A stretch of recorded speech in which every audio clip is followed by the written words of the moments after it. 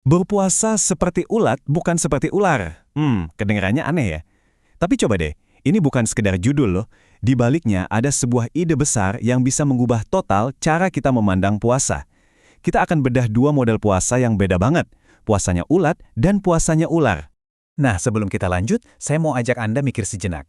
Coba deh tanya ke diri sendiri. Selama ini kalau kita puasa, nahan lapar dan haus seharian, apa sih yang sebetulnya kita pengen ubah? Apa tujuan akhirnya? Coba simpan dulu pertanyaan itu ya, karena jawabannya bakal kita temukan bareng-bareng di sini. Dan ternyata nih, puasa itu bukan cuma ritual manusia loh. Alam semesta sendiri ngajarin kita, kalau perubahan besar, transformasi yang hebat itu sering banget dimulai dari sebuah jeda. Semacam puasa gitu. Nah, hari ini kita akan lihat dua contoh dari alam yang kontras banget, tapi pelajarannya, wah, dalam banget. Oke, kita mulai dari model yang pertama ya, puasanya si ular. Hati-hati, ini model yang mungkin tanpa kita sadari sering banget kita lakuin. Gimana sih prosesnya? Yuk, kita lihat. Jadi gini, seekor ular itu kan puasa ya sesekali. Dia menyendiri, berhenti makan, terus ganti kulit. Keluar deh kulit barunya yang kelihatan kinclong. Keren kan? Eits, tunggu dulu. Coba perhatiin deh baik-baik, pada akhirnya dia ya tetap aja ular. Nggak ada perubahan yang mendasar sama sekali. Yuk, kita bedah lebih dalam lagi. Namanya, ya tetap ular. Makanannya masih aja jadi predator. Gerakannya masih melata di tanah. Dan yang paling penting, sifatnya gimana? Nggak berubah sama sekali. Tetap berbisa, tetap ya merusak. Nah, ini dia poin kuncinya. Puasa ular itu cuma di luar aja. Cuma ganti bungkus, tapi isinya tetap sama. Jati dirinya, kelakuannya, esensinya, nggak kesentuh sama sekali. Perubahannya itu cuma di permukaan, tipis banget.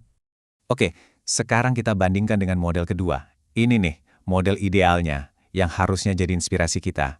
Sebuah proses yang jauh lebih dalam dan penuh makna. Yuk, kita lihat puasanya si ulat. Coba bayangin seekor ulat. Hidupnya kan cuma buat makan, dan makan daun. Tapi, ada satu titik di mana dia berhenti total. Dia masuk ke kepompong, dia berpuasa, dan lihat apa yang terjadi setelahnya. Yang keluar itu bukan ulat versi baru yang lebih keren, bukan. Yang keluar adalah makhluk yang benar-benar baru. Seekor kupu-kupu. Wow! Perjalanannya itu luar biasa loh. Dari yang hidupnya cuma fokus makan, dia ambil jeda total. Dan di dalam kepompong itu, yang terjadi bukan cuma perubahan biasa. Ini rekonstruksi total sampai ke level sel. Nah, ini yang namanya puasa sejati. Puncaknya, kelahiran kembali. Jadi makhluk yang benar-benar baru.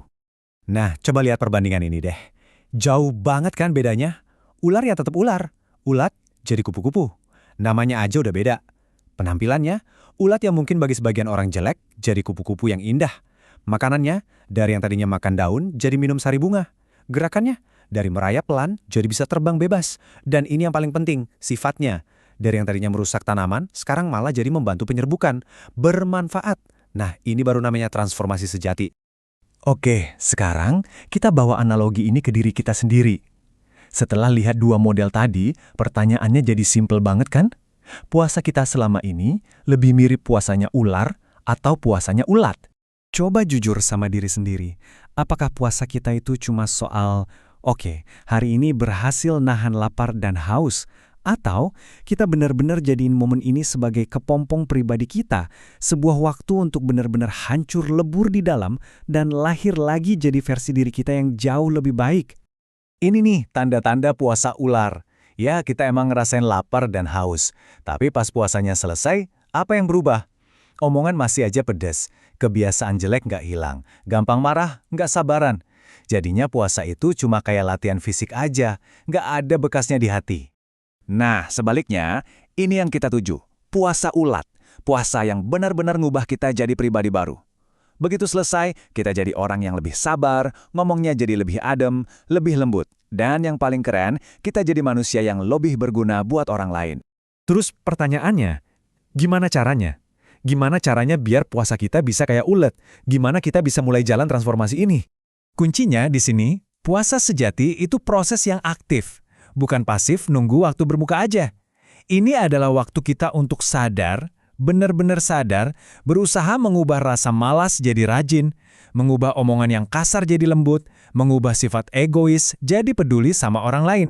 Dan puncaknya apa? Sama kayak kupu-kupu tadi, puncaknya adalah jadi bermanfaat. Ada sebuah kutipan indah yang mengingatkan kita bahwa perubahan terbaik di dalam diri kita itu adalah perubahan yang manfaatnya bisa dirasain sama orang lain. Dari yang tadinya mungkin merusak, kita jadi orang yang membangun. Jadi, kita tutup pembahasan kita dengan pertanyaan ini. Saat kepompong Ramadan ini nanti selesai, jangan sampai kita keluar cuma jadi ular dengan kulit baru. Yuk kita niatkan, kita usahakan untuk terlahir kembali sebagai kupu-kupu. Baru, indah, dan yang paling penting, bermanfaat. Jadi, siapa kamu yang baru nanti?